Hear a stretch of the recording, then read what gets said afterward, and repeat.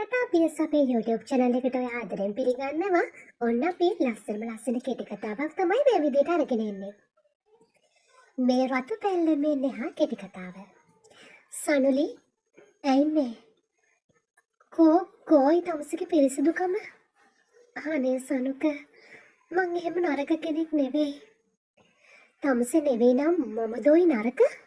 බලනවා. හොඳට බලනවා. කොහෙවත් නෑ. මුහුදේ ඔගියාට පාරවල් හිටින්නේ නෑනේ නේද? කෝපාවිෂ්ඨ වදන් හමුවේ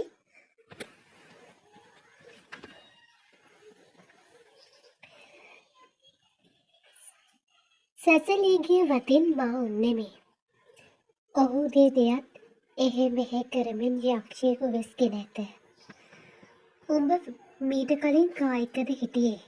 කියපන්. කවුද උඹව අනාථ කරේ? අනේ එහෙම නෑ සනුක.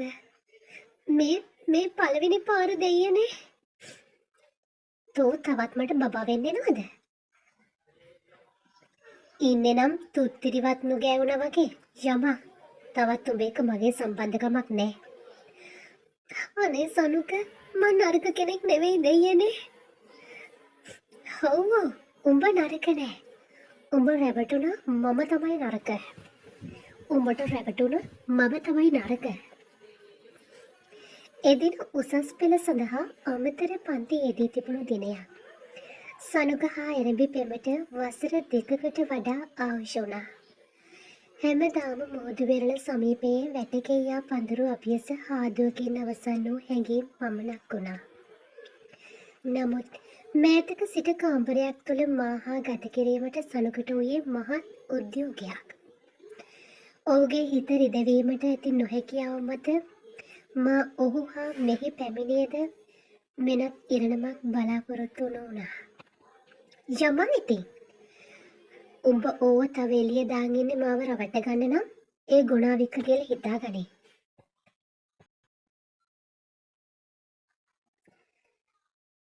ඔහු හා අවසන් හමුව මෙන්ම අවසන් වදන් පෙළද එදින මා හමු වූ මොහොතේදී ඔහුගේ නොපසුරු බස් වුණා. යලි අමතර පන්තියකදී හෝ ඔහු නොදැකී අතර උසස් පෙළ විභාගයේ අවසන් වූ දිනයේ බස් නැවතුම් පොළ අභියස පාසල් නිලැඳුමින් ඔහු සිටිනවා දුටුවා. අද මා ඔහු දුටුවේ වසරකට පමණ පසුව.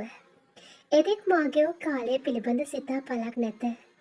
ඔහු නොමැති සොවින් හද රිදුම් දුන්නේද මා පාඩම් වැඩ හා කාර්යබහුල වී ඔහු අමතක කිරීමට උත්සාහ කළෙමි. නැත. අදටත් මා ඔහුව සම්පූර්ණයෙන් අමතක කරව මැත. දුරක සිට ඔහු දෙස මදක් බලා උන්නෙමි. යෙහෙළිය නෙතුලි මා අසලට පැමිණිහෙයින් අද දෙදෙනා බසයක නැගීමට නැවතුම් පොළ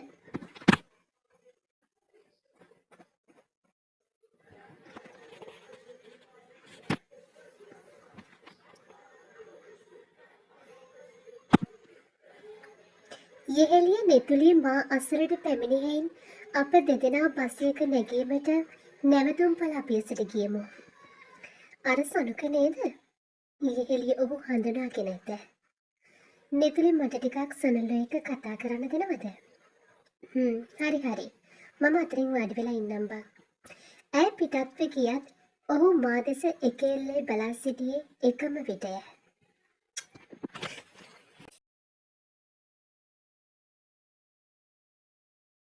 සමා වෙන්න සනුලි. මගෙන් ඔයාට උනේ ලොකු වරදක්. මම දන්නවා. දැන් ඔයාට මාව එපා වෙලා ඇති. මම පසුතැවෙනා වෙච්ච දේවල් වලට.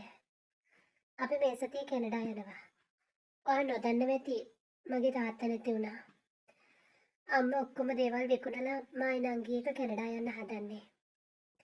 ඔයාව හැමදාම මගේ හිතේවි තියේවි සනුලි. ආයෙත් මට සමා වෙන්න වෙච්ච හැම දෙයකටම. අදින වසර 5කට පෙර ඔහු හමු වූයේ අවසන් දිනය අද වගේම සිහිපත් වෙනවා.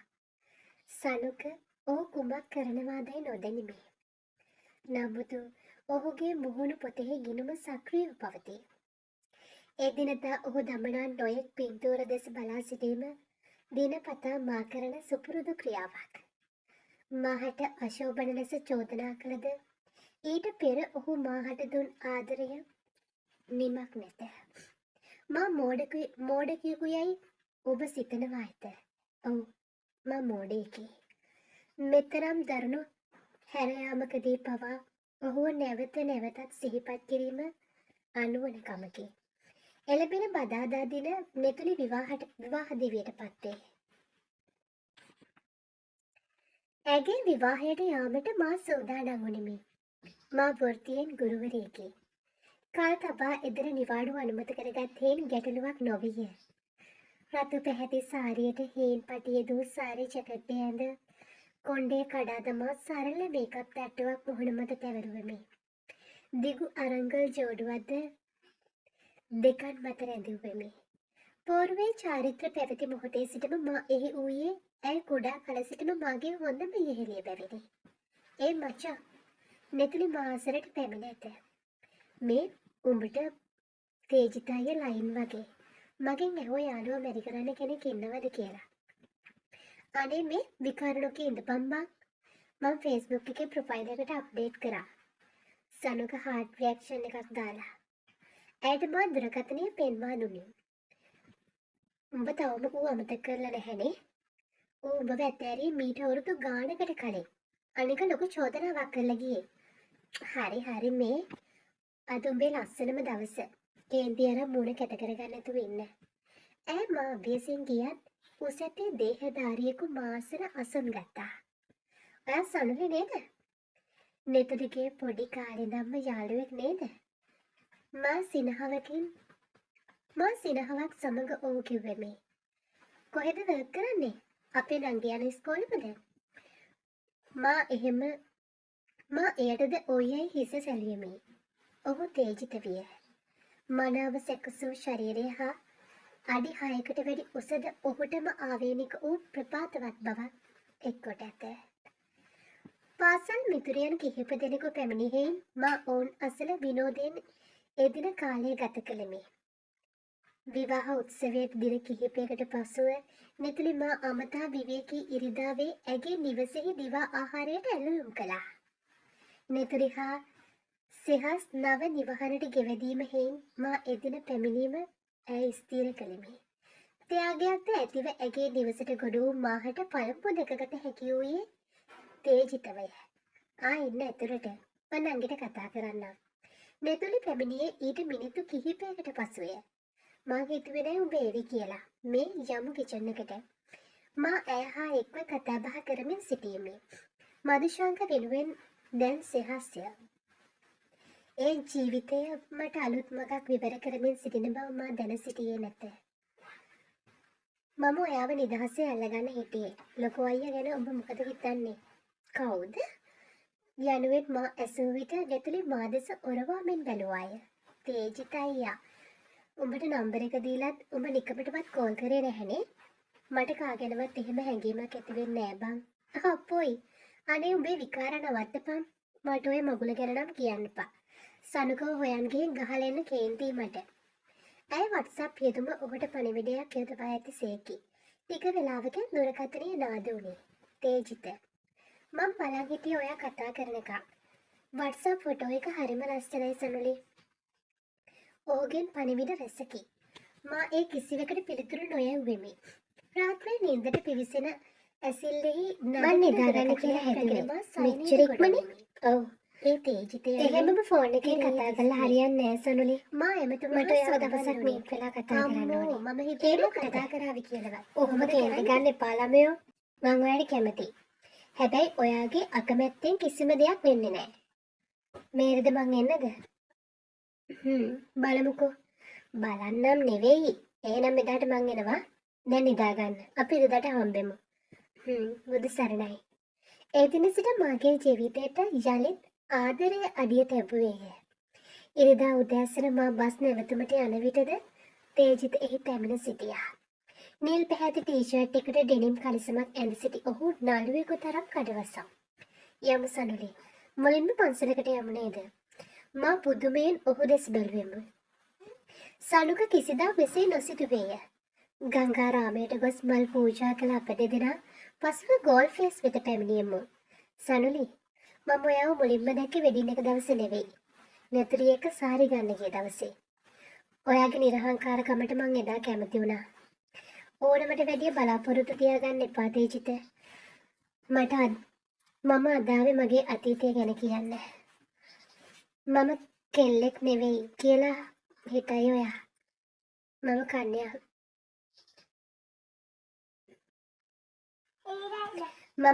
මම කන්‍යාවයක් නෙවෙයි. සනුක මාත් ඇරියේ නිසා. එච්චරටම මා අතල්ලාගත් ඔහු නිහඬව බලා සිටියා. ඉතින් ඒකට මොකටද? ඔහු වැස්සුවේ සරලව. මොකක්? මම හිතුවේ ඔයත් මාව අතාරී කියලා. ඌ මහ මෝඩයෙක්නේ. ඔයාගේ වටිනාකම රතු පැල්ලමකින් මනින්න බෑ සනලි. මම ඔයාව තෝරගත්තේ ඔයාගේ හදවත නිසා. අතීත නිසා නෙවෙයි. මම ඔයාව මගේ බිරිඳ විදියටයි දකින්නේ. මගේ දරුවන්ගේ අම්මා විදියටයි දකින්නේ. මේ අත් දෙක මම අතාරින්නේ මගේ පණ යන දවසට විතරයි. මගේ දැස් කඳුලින් පිරී ගියේය. අවුරුදු 5ක් තිස්සේ මා හද තුල වූ වේදනාව එක වචන කිහිපයකින් දිවව ගියා. ඔහු මෘදු ලෙස මාගේ නළල මත සිපුමක් තැබුවා. හිමිහිට ආදරය කරන්න පටන් ගන්න සනුලි. ඔයත් එක්කම මම ආදරය කරන්න. ඔයාටත් එක්කම මම ආදරය කරන්න. සය මාසයකට පසුව මා තේජිතගේ පත්නිය වුණා. වසර 2කට පසු නියුන් පුතුන් දෙදෙනෙකුගේ මවක් බවට පත් වුනිමි. අතීතයේ රතු පැල්ලමක් නිසා බිඳුණු ජීවිතය අද සතුටින් පිරී නිවසක සිනහවත් අතර ගෙවී යයි. ආදරය යනු විශ්වාසයයි, ගෞරවයයි, පිළිගැනීමයි. එය රතු පැල්ලමකට වඩා